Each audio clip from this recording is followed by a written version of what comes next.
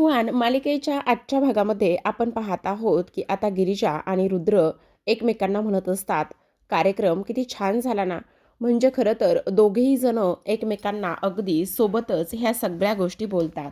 तेव्हा रुद्र म्हणत असतो, अरे आपण तर सोबतच सगळं काही बोलतो, पण खरंच आज तुम्ही आलात ना म्हणून कार्यक्रम खरंच खूप छान झाला आणि सगळेजण खूपच छान असं पोटभर जेवणसुद्धा जेवलेले आहेत, असं रुद्र म्हणत असतो.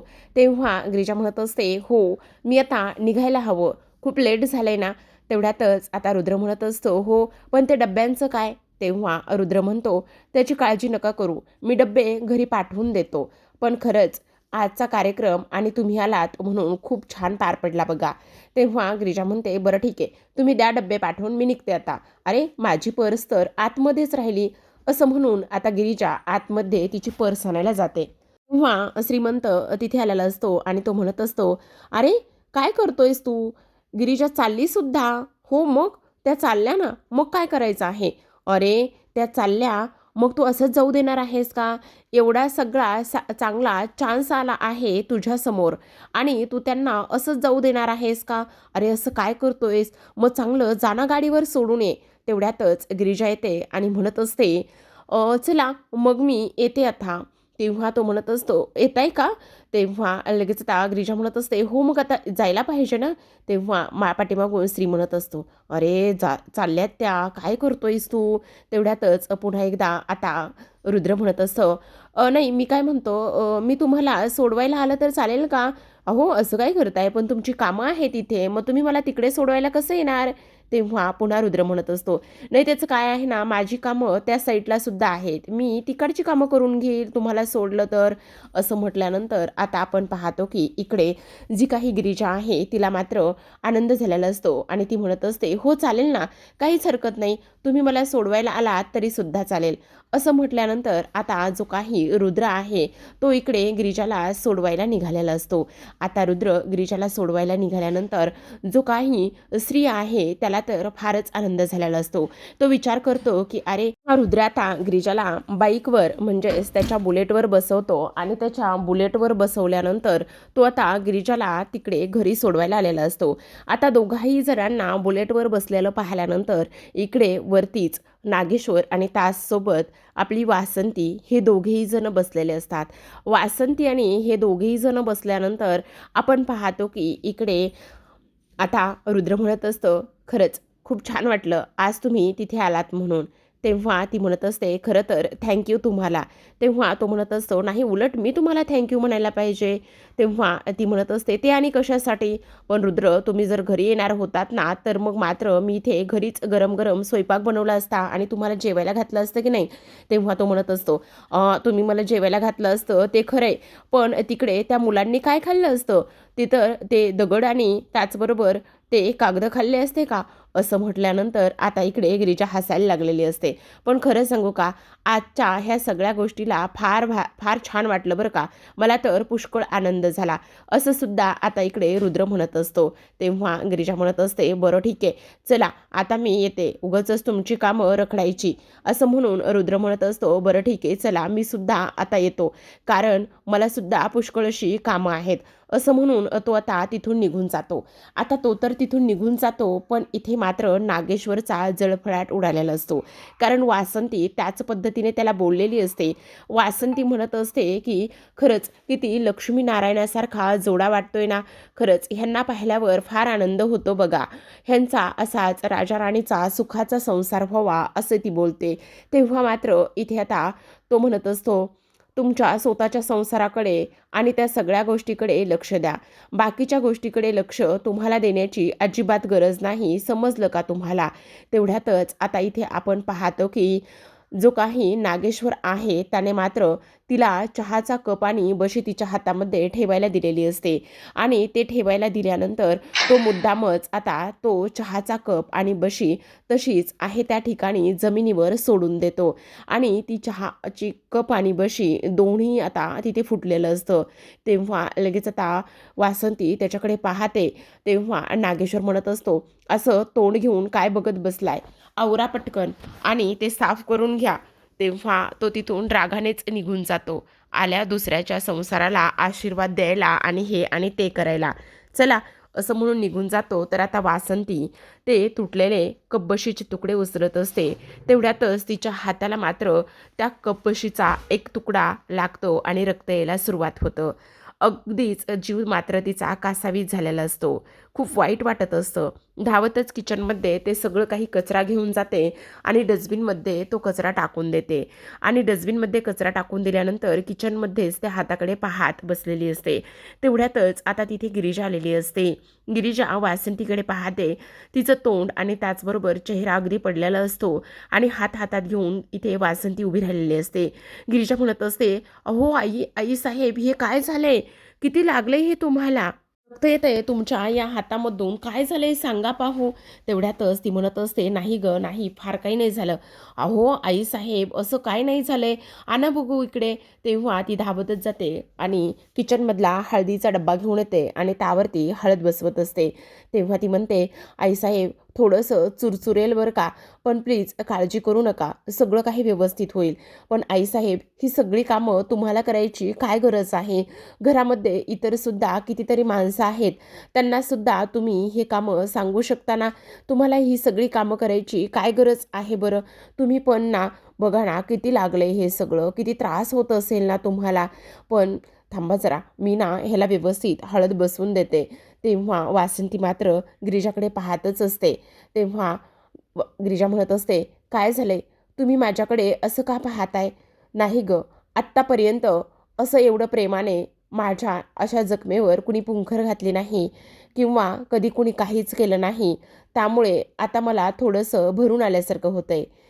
असं वाटतं की कोणीतरी माहेरची व्यक्ती, माहेरचा माणूसच इथे माझ्यासमोर आला आहे आणि तेच माझ्यासोबत ह्या सगळ्या गोष्टी करतंय असंच मला वाटतंय.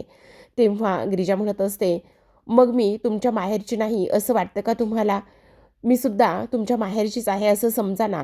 ह्या घरामध्ये आल्यापासून तुम्ही मला किती मायेचा आधार दिलाय. नेहमी तुमच्याकडे पाहिल्यानंतर मला माझी आईच आहे असं वाटतं. मग तुम्ही मला असं परक का करताय? तेव्हा ती म्हणत असते, नाही गं बाळा, पण आज मात्र मला फार आनंद होतोय. तर आता गिरिजा म्हणत असते, नका काळजी करू. बरं ठीक आहे, आता तू माझ्या ह्याच्यावर मलम लावून दिलायस ना, तर मी बरी आहे. एक काम करते, मला ना प्रभास दादांसाठी इथे सूप बनवायचे, ते मी पटकन बनवते. तेव्हा गिरिजा म्हणत असते, हे बघा, तुमच्या हाताला एवढं सगळं काही लागले, एवढ्या सगळ्या काही गोष्टी झाल्यात, तर मग तुम्ही आता इथे हे सूप कसं बनवणार आहात? हे बघा, तुम्ही अजिबात हे सूप वगैरे अजिबात बनवायचं नाही, समजलं तुम्हाला? मी बनवते ते सूप. तुम्ही जा आणि आराम करा. मी पण ह्या घरची सून आहे ना, मग तुम्ही माझ्यावर आता ही सगळी काही जबाबदारी टाकली आहे ना, मग तुम्हाला काळजी करण्याची काहीच गरज नाही. तुम्ही एक काम करा, जा आणि शांतपणे आराम करा. मी इथे हे मस्त सूप बनवते. असं म्हटल्यानंतर आपण पाहतो की इकडे आता लगेचच वासंती तिथून निघून जाते. तर आता गिरिजाने प्रभाससाठी छान सूप बनवलेलं असतं आणि प्रभाससाठी सूप बनवल्यानंतर ती आता प्रभासच्या खोलीकडे येणार असते. तर इकडे प्रभास हा बेडवरती उठून बसलेला असतो आणि विचार करत असतो, म्हणत असतो, काय करावं काहीच कळत नाही आहे. मी एवढा चांगला आहे, धनधाकट आहे आणि तरीसुद्धा मला असं इथे पडून राहावं लागतंय. काय करू काहीच कळत नाही आहे. कोणाला सांगू ह्या सगळ्या गोष्टी?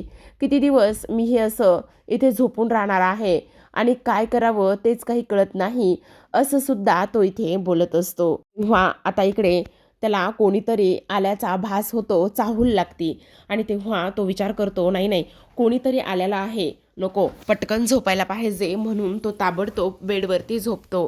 कारण त्याला सुद्धा आता इथे बेडवर झोपून झोपून फार कंटाळा आलेला असतो. आता तिथे गिरिजा आलेली असते.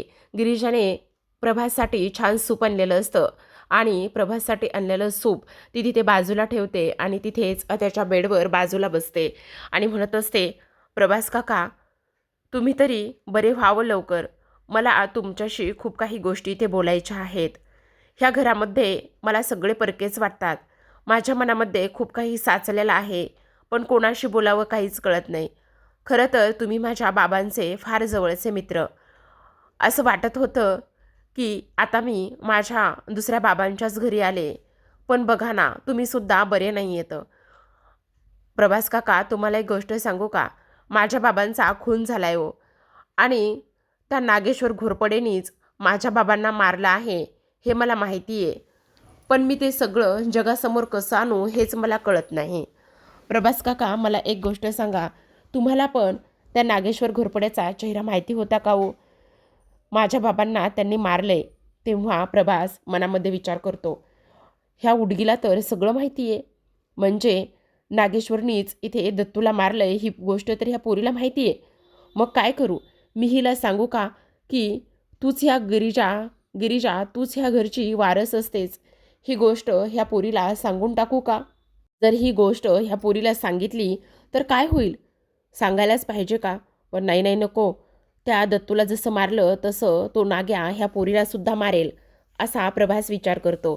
तेव्हा गिरिजा म्हणत असते, खरं सांगू का प्रभास काका, जेव्हापासून तुम्ही आमच्या आयुष्यामध्ये आलात ना तेव्हापासून खूप काही गोष्टी आमच्या आयुष्यामध्ये घडलेल्या आहेत. त्याच्या अगोदर आमचं आयुष्य अगदी छान आणि सुंदर होतं. पण तुम्ही आल्यापासूनच इथे आमच्या आयुष्यामध्ये एवढ्या गोष्टी घडल्या आहेत, असं सुद्धा आता इथे गिरिजा बोलत असते. त्याचसोबत ती म्हणत असते, जेव्हापासून इथे हे सगळं काही होतंय ना तेव्हापासून मला फार वाईट वाटतंय. मला एक गोष्ट सांगा, त्या दिवशी बाबा तुम्हाला इथे भेटायला आले होते. मग भेटायला आल्यानंतर ते तुम्हाला काय म्हणाले? आणि तेव्हा प्रभासला आठवत असतं, प्रभासने दत्तूला सांगितलेलं असतं की इकडे ह्या घराची खरी वारस तुझी गिरिजा आहे आणि त्या लोकांनी इथे एक कॉन्ट्रॅक्ट केला आहे, हे सगळं काही सांगितलेलं असतं. आणि तेव्हा गिरिजा म्हणत असते, त्या दिवशी बाबा मला तिकडे देवीच्या मंदिरात भेटायला बोलवलं. त्यांना मला काहीतरी सांगायचं होतं, पण काय सांगायचं होतं ह्या गोष्टी मात्र काहीच कळल्या नाहीत. तुम्हाला काही माहिती आहे का हो प्रभास काका? प्लीज तुम्ही लवकर बरे व्हा ना, लवकर बरे हो ना. तेव्हा पुन्हा प्रभासला तो क्षण आणि दत्तू हे सगळं काही आठवत असतं. दत्तू म्हटलेला असतो की ह्या सगळ्या गोष्टी गिरिजापर्यंत नाही पोचल्या पाहिजे, कारण तो नागेश्वर मारून टाकेल. तर आता दत्तू मनामध्येच म्हणत असतो, अगं तुला कसं सांगू पोरी, ह्या नागेश्वरनीच दत्तूला मारलेला आहे. दत्तूचा नागेश्वरनीच खून केलाय. पण मी तुला ते कसं सांगू? काय करू? सांगून टाकू का ह्या उडगीला की इथे त्यांनी तुझ्याकडून खोटं कॉन्ट्रॅक्ट करून घेतलं? तेव्हा त्याला तेही शब्द आठवतात. नागेश्वर म्हटलेला असतो की इथे, अहो दिदी, हे खोटं कॉन्ट्रॅक्ट इथे लोकांनी विचारलं तर त्यांच्या तोंडावर मारायला नको का? आणि तेव्हा प्रभास म्हणतो, नाही नाही, ह्या पोरीला सांगायलाच हवं की तूच ह्या घरची खरी वारसदार आहेस म्हणून. आणि नागेश्वरच इथे दत्तूला मारण्यासाठी चेकाळला होता आणि त्यानेच दत्तूचा खून केला आहे. मला तर वाटतंय हे सगळं काही सांगूनच टाकावं, असा प्रभास विचार करतो. आणि सांगणार तेवढ्यातच आता प्रभासच्या कानावर एक आवाज पडतो, तो म्हणजे नागेश्वरचा. कारण नागेश्वर सुनबाई सुनबाई करतच आलेला असतो. त्याचा तो जोरात आवाज आणि सुनबाई सुनबाई करत आल्यानंतर इकडे मात्र गिरिजा प्रभासच्या बाजूला बसलेली असते. तेव्हा नागेश्वर येतो आणि गिरिजा म्हणत असते, हां बोला ना सासरे बुवा. तेव्हा नागेश्वर म्हणतो, अहो सुनबाई तुम्ही इथे काय करताय? तेव्हा ती म्हणत असते, अहो असं काय करताय?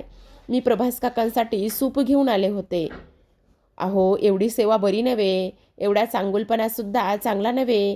तेव्हा गिरिजा म्हणत असते, त्यात काय चांगुलपणा आहे? अहो ते आजारी पेशंट आहे, मग त्यांच्याकरिता मी जर सूप आणलं तर त्यामध्ये कसला आलाय चांगुलपणा आणि कसले आलंय आणखी देखावा वगैरे? असं काहीच नाही. त्या सगळ्या गोष्टी तुम्हाला तशा वाटत आहेत, मला त्यामध्ये काहीच वेगळं वाटत नाही. तेव्हा नागेश्वर म्हणत असतो, बाद झालं, ही नाटकं आणि ही थेरं आमच्यासमोर करायची नाही, समजलं का? तेव्हा गिरिजा म्हणत असते, अजिबात नाही, मी हे नाटके मी ही थेरं अजिबात करत नाही. तुम्हाला हे सगळं असं का वाटत आहे? तेव्हा आता इकडे जो काही नागेश्वर आहे तो म्हणत असतो, फक्त आणि फक्त येणारी पुढची 6 महिने, 6 महिन्याच्या आतमध्ये नाही तुम्हाला ह्या घराबाहेर काढलं तर नाव नागेश्वर घरपडे लावणार नाही. तेवढ्यातच आता गिरिजा म्हणत असते, बघूच आता, मी सुद्धा, मला पण बघायचंच आहे. त्या 6 महिन्यामध्ये 1 किंवा 2 दिवस नसतात, तर त्या 6 महिन्यामध्ये 180 दिवस असतात. आणि माझ्यासमोर सुद्धा 180 दिवस आहेत, ज्यामध्ये तुमचा हा जो काही काळा चेहरा आहे ना, त्या काळ्या चेहऱ्याच्या नाही टिकऱ्या करून मी इथे ह्या सगळ्या घरच्यांसमोर वाजवल्या तर मी सुद्धा नाव गिरिजा लावणार नाही. तेव्हा नागेश्वर अजूनच रागाला जातो आणि तो म्हणत असतो, तुम्हाला कळणार सुद्धा नाही की तुमचं हे गिरिजा गिरिजा आणि गिरिजाचं अस्तित्व कुठं असेल. असं गायब करेल ना की कोणाला काही कळणार सुद्धा नाही. तेव्हा गिरिजाने नागेश्वरला दिलेलं चॅलेंज आणि त्याचसोबत नागेश्वरचा काळा चेहरा सगळ्यांसमोर आणण्याचं केलेलं भाकीत, ह्या सगळ्या गोष्टीमुळे मात्र आता नागेश्वरला राग आलेला असतो. गिरिजा या नजरेला, नागेश्वरच्या नजरेला नजर देऊन बोलू शकते, हीच गोष्ट त्याला आता इथे सहन होत नसते आणि त्याचमुळे तो आता नागेश्वर गिरिजावर खूपच जास्त चिकळलेला असतो. गिरिजाने स्पष्टपणे सांगितलेलं असतं, काही झालं तरी तुमचा हा जो काही काळा चेहरा आणि ह्या नागेश्वरच्या पाठीमागे असलेला राक्षस, हे सगळं मी सगळ्यांसमोर आणल्याशिवाय शांत बसणार नाही. तर आता आपण आजच्या भागामध्ये एवढंच. उद्याचा भाग खूपच इंटरेस्टिंग आणि तेवढाच कमाल धमाल असणार आहे प्रेक्षकांनो. खरं तर त्या लोकांनी आजचा जो काही एपिसोड आहे तो खूपच छोटा दिलेला आहे. बहुतेक नवीन सिरियल येत आहे आणि त्याच सिरियलसाठी. तर प्रेक्षकांनो, तुम्हाला नवीन येणारी सिरियल मी सावित्रीबाई ज्योतिराव फुले ही जर पाहायची असेल तर या चॅनलच्या कम्युनिटी पोस्टला त्याची लिंक असणार आहे. नक्कीच एन्जॉय करू शकता. आता नागेश्वर सुभानरावला बोलवतो आणि म्हणत असतो, आता त्या गिरिजाला संपवण्यासाठी ह्या नागेश्वरलाच फणा बाहेर काढावा लागेल. म्हणूनच तो सुभानरावला एक विषारी साप गिरिजाच्या खोलीमध्ये सोडायला लावतो. गिरिजा मात्र रात्रीच उठते आणि तो साप पाहते. दुसऱ्या दिवशी सकाळी नागेश्वरला असं वाटत असतं की बहुतेक गिरिजा हे जग सोडून निघून गेल्या. आता त्यांना विषारी साप डसला असेल आणि त्या घरामध्ये नाही आहेत असा नागेश्वर विचार करतो. आता सकाळी उठून इकडे तिकडे पाहतो, गिरिजा कुठे दिसत नाही म्हणून कांगावा करतो आणि वासंतीला म्हणतो, अहो काय हे तुमच्या नवरी नवीन सुनबाई असं दुपारपर्यंत झोपणं त्यांना शोभतं का बरं? काय चाललंय? अहो त्यांना काही संस्कार आहेत की नाही? आपल्या घराच्या रीती परंपरा हे सगळं काही माहिती आहे की नाही? आ तुमच्या नवीन सुनबाई कधी उठणार आहेत? असं म्हटल्यानंतर आता वासंती सगळीकडे गिरिजाला शोधू लागते. गिरिजाच्या खोलीमध्ये जाते, दरवाजा उघडते, पण बेडवर मात्र गिरिजा नसते. आणि तेव्हा ती म्हणत असते, हे काय, गिरिजा तर इथे सुद्धा नाही आहे. आता नागेश्वरला कुठे दम निघतोय? त्याला असं वाटलेलं असेल की गिरिजा तिथेच बेडवरती मरून पडलेली असेल. तेव्हा तो मनात म्हणतो, ही पोरगी गेली कुठे? कुठे मेली नाही? हिच्या खोलीत तर साप सोडला होता. तेव्हा वासंती म्हणते, अरे गिरिजा तर इथे सुद्धा नाही आहे. म्हणजे गिरिजा नेमकी गेली कुठे? आता मात्र इकडे ती सगळ्या घरभर तिला शोधते. आता नागेश्वर हा त्याच्या कामानिमित्त बाहेर निघालेला असतो. गाडीत बसतो तर त्याच्या गाडीत एका बाजूला बॉक्स ठेवलेला असतो. सुभानराव गाडीच्या बाजूलाच उभा असतो. नागेश्वर म्हणत असतो, अरे हा बॉक्स इथे आमच्या गाडीमध्ये कोणी ठेवलाय? आहे तरी काय ह्या बॉक्समध्ये? असं म्हणून आता तो बॉक्स ओपन करतो. आता बॉक्स ओपन केल्यानंतर तोच विषारी साप त्या बॉक्समध्ये असतो, जो की गिरिजाने त्याच्या बाजूला ठेवलेला असतो. तो बॉक्स ओपन करतो आणि तेव्हा त्यातून साप बाहेर येऊन फणा काढतो. इकडे सुभानराव तर खूपच घाबरलेला असतो. आता नागेश्वर घाबरतो, तेवढ्यातच गिरिजा बाजूला येते आणि म्हणत असते, अरे इथे तर नागोबा जो नागेश्वर आहे तो तर नागालाच घाबरतोय. तेव्हा तो म्हणत असतो, हा साप इथे आमच्या गाडीमध्ये कोणी ठेवलाय? तेव्हा गिरिजा म्हणत असते, जसा काल रात्री माझ्या बेडरूममध्ये माझ्या बेडवर साप ठेवला गेला होता, तसाच आज हा साप इथे ह्या गाडीमध्ये आणि ह्या बॉक्समध्ये ठेवलाय. काय झालं? हे सगळं बघून भीती वाटली का? हे सगळं बघून घाबर झाली का? नागेश्वर नागालाच घाबरला? अरे तूच एक नंबरचा नाग आहेस ढसणारा. मग तूच ह्या नागाला कसं काय घाबरू शकतोस? असं आता गिरिजा म्हणत असते. आणि तेव्हा इथून पुढे माझ्या वाटेला जायचं नाही, खबरदार. नाहीतर हा साप आत्ता बॉक्समध्ये ठेवलाय, कधी अंगावर आणून सोडेल हे कळणार सुद्धा नाही. अशी सक्त ताकीद आता गिरिजाने नागेश्वरला दिलेली असते. नागेश्वरचा तर चेहरा पांढरा पडलेला असतो, अगदी बोबडीच वळालेली असते. तर पाहत रहा नशीबवान. भेटूयात उद्याच्या भागामध्ये. तोपर्यंत धन्यवाद.